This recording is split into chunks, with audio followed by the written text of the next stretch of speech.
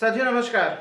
इस वक्त की सबसे सनसनीखेज खबर यह है कि इलेक्टोरल बॉन्ड का सारा डेटा जो है पब्लिक कर दिया गया है और जैसे ही ये डेटा पब्लिक हुआ है बीजेपी के सारे काले कारनामे एक एक करके सामने आ रहे हैं। अभी तो ये सिर्फ शुरुआती कुछ घंटे बीते हैं जब जांच पड़ताल हम लोगों की जारी है। अभी शुरुआती जांच पड़ताल में ही हमें ये पता चला है कि 2 ऐसी कंपनीज हैं जिनमें वित्तीय अनियमितता पाई है और उन्होंने बीजेपी को हजारों करोड़ का डोनेशन दिया है। यही नहीं, ये जो इलेक्टोरल बॉन्ड का घोटाला है ये सदी का सबसे बड़ा घोटाला है। इस घोटाले को करने के लिए बीजेपी ने संसद का प्रयोग किया, बाकायदा कानून बना करके इसको लीगलाइज किया। एक तरह से लूट मचाने की पूरी कोशिश की गई है, लोगों को अंधेरे में रखा गया है। मैं शुक्रगुजार हूं हमारे chief justice Shri DY Chandrachud ji का, जिन्होंने इस जो गुब्बारा बीजेपी 10 साल से लगातार फुला रही थी उसमें पिन चुभा करके इसमें छेद कर दिया है। देखने वाली बात यह है कि अभी जांच जैसे जैसे आगे बढ़ रही है इसमें पाकिस्तान से रिलेटेड कंपनीज का भी इन्हें डोनेशन मिला हुआ है। तो अब आप सोच सकते हैं कि एक ऐसी पार्टी जो पाकिस्तान से डोनेशन ले रही है वो क्या नहीं कर सकती है। और मुद्दे से ध्यान भटकाने के लिए डीजल और पेट्रोल के दाम में 2 रुपए की कमी की है। ये 2 रुपए के ट्रोल वाली हरकत की आदत इनकी गई नहीं है।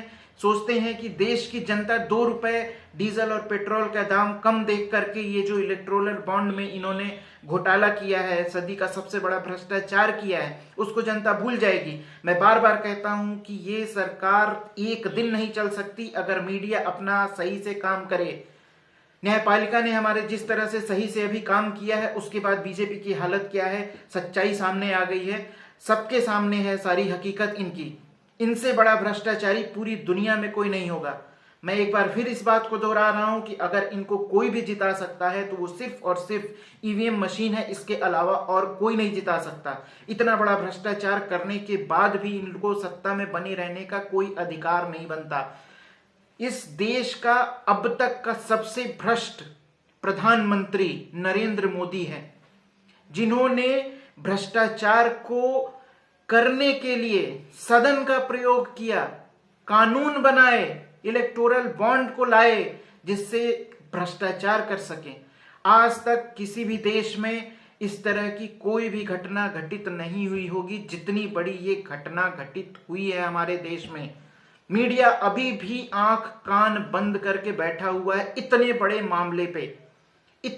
मामले पे। ऐसे मामलों पे सरकारें तक गिर जाती हैं, लेकिन यहां पर मीडिया इसका कोई जिक्र नहीं करेगा।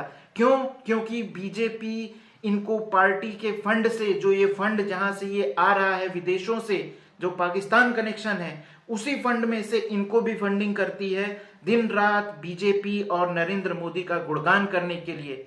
ये वक्त है बदलाव का, उठो जागो। ये भ्रष्टाचारी जो सरकार है उसको उखाड़ फेंकने का वक्त है।